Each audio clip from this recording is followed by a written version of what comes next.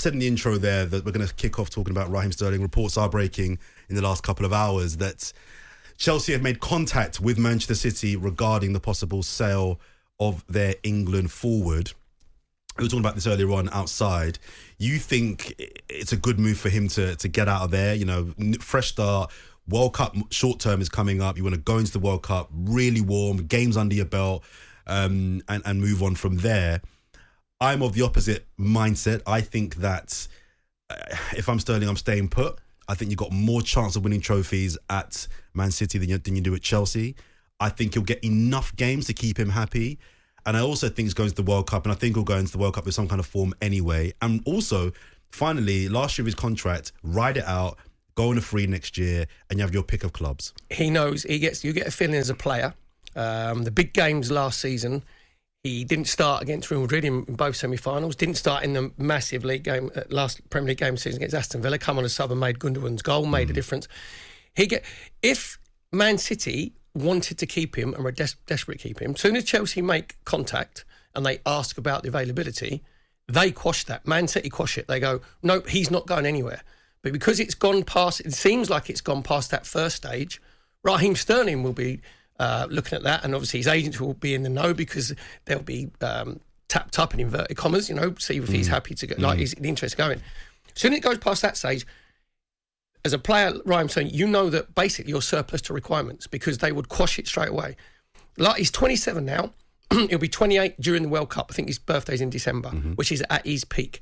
At Man City, I think he had 30 Premier League games last year. He only started 23, coming 7 as sub, even though he was their second top goal scorer. So he gets a feeling from Pep Guardiola that I think Sterling realises he's not going to be one of the main players at Man City. Obviously, a different position. Haaland coming in, Alvarez coming in. If you look at Jack Grealish, right, Mahrez, Foden, Silva, young lad Cole Palmer's coming through as well. So I think he will look at that and think, no, I want to be the main man. I want to be playing If he goes to Chelsea, he plays every single week, and you need to be playing week in, week out to get your peak fitness mentally and physically to be flight. Because with him, he's obviously very ambitious, which you meant to say. He's won 4 titles at, I think, 9 major honours at Man City. He wants to be not just England's main man. He'd be one of, because it's him and Harry Kane, basically. As you said, he's going to be playing, whether he's bit part of Man City. But this is where he's going to be in the World Cup at his peak. And he wants to be one of the best players in the World Cup, not just one of England's best players. No, so I think for him, it's a complete no. But we've been to see what Man City fans think, what Chelsea fans think, and I'm going to throw not a curveball, Spurs fans. I can't understand why Spurs aren't in for Raheem Sterling, because they want to go on to the next level, right? He's proven, obviously, quality. They're Champions League. They're going to struggle getting a centre-forward, Spurs, because Harry Kane, basically, because no one, of top quality is going to go there because you're going to be second fiddle. If Raheem Sterling goes there and Harry Kane gets injured or Son goes and plays at centre-forward, which is brilliant when he goes and plays instead of Harry Kane, then you have Sterling and Kulusevski. So you always have 3 from 4. So I can't believe that Spurs aren't in for him.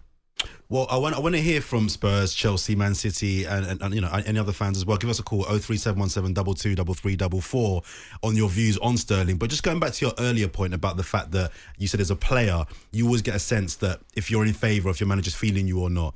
I would say Manchester City is arguably a unique club in that, bar De Bruyne and probably Haaland, and it wouldn't even surprise me if certain games Haaland doesn't start, bar probably De Bruyne, everybody in that team gets rotated. There'll be big games where Bernardo Silva won't start, Grealish won't start, Mahrez won't start. So I think at any other club not starting in the big games, you are right to feel a little bit like, hang on a minute, what's going on here? I'm Raheem Sterling. But in that particular team, I'm not sure that you can feel a little bit slighted. Because in the big games, as the big players, you can't be being left out of semi-finals. So Champions League final, they can't play De Bruyne, Sterling, Grealish, right. Silva. But that's not his concern. It's his own concern, because what Guardiola is actually saying, you can rotate. If you're rotated in Premier League games, you're rotated in group stages of Champions League games, whatever. That's right, okay. When it comes to the big games, Guardiola is saying to Sterling, you're not in my top 11. To be fair, he did start in the Champions League final, albeit a year ago. No, but he didn't start in the 2 semi-finals, which is huge, right? Yeah. And the biggest league game at the end of the season against Aston Villa.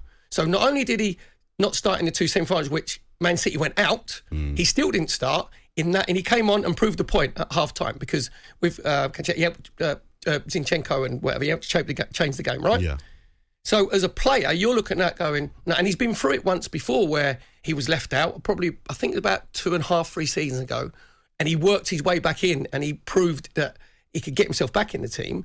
But when you go through that again at his age, and the other thing as well, George, is the fact that Man City haven't batted it away. The fact that Man City haven't gone to Chelsea. He won't feel loved. He won't feel... Right, so then you're like, I get a feeling... I'm not being loved here. I'm not going to be one of you, mate. He's not like the main man. If you... He had a peak time, didn't he? Was it 17, 18, 18, 19, 19, 20... 23 goals, 25 goals, 31 goals. But Perry... And he was starting... But let me ask you... Nearly every game. Would it surprise you, bearing in mind his manager at Manchester City, would it surprise you, having said all of that, if he started the first 8 games of the season? Would it surprise you? 100%. It wouldn't be the biggest surprise for me, because Yeah. that's what Pep does. No, but... Just when you think a guy's in form, Pep drops him. Yeah, but when you think a guy's out of form, he brings him in. No, but then you've got, say, different narrative at Man City at the moment. And I think from Sterling's point of view, and he would have told his people, obviously his agents look after him, and you said he's got a year left in his contract. The whole thing is about him peaking at the World Cup. And he can't be in and out at Man City. You want to be, every player has an ego, right? Every player has a big ego. Of course. So therefore, you're sat there going, I haven't played in the 3 most important games of this season. So what's the point of me? So I want to get to Matthew, the Chelsea fan, in just a minute. But on Chelsea, if that move is to happen, and if we do agree, for argument's sake, that Sterling needs to leave Manchester City, why Chelsea? Because Chelsea at the moment look like they could finish 3rd next season, but they could also finish 6th. Neither would massively surprise me. Is that a club that's in a transition that you want to make a move to, or do you think now is the time to go to Chelsea because it's the start of a new exciting era? They're in revolution at the moment. Right? It's not evolution with Chelsea; it's complete revolution with Tom Bowley going in, and what's he, the chairman at the moment? Is he sporting director at the moment? He's the team head of man, recruitment at the moment. Man. Exactly, yeah. So as you said, that could go one of 2 ways. Yeah. You know, it's a breath of fresh air. But him going to Chelsea, he will be the main man playing in their forward line. He'll be the main man. Chelsea could win no trophies next season. But he will be the main man. Thomas Tuchel is an elite manager. Mm-hmm. We're agreed. Yeah. Well, he's done brilliantly well with Chelsea. Yeah. Difficult circumstances last year, on and off the pitch, which he handled. Chelsea fell away towards the end of the season, but they knew really they were going to be 3rd. Just went close in both cup finals, but just obviously couldn't score goals. And if you look at when he's going in there, he's going to play in those wide positions. Pulisic, Werner, Ziyech, Hudson-Odoi, Havertz, they scored 23 league goals between them last season. Raheem Sterling goes there. He gets you between 18 and 20. So he becomes... I don't disagree with that. And Chelsea, successful club, proven that they've won trophies. I know that they say they're in revolution, and this could be a real sort of landmark season for Chelsea because it could go one or 2 ways. We don't know yet because of the transfer window. But he becomes their main player.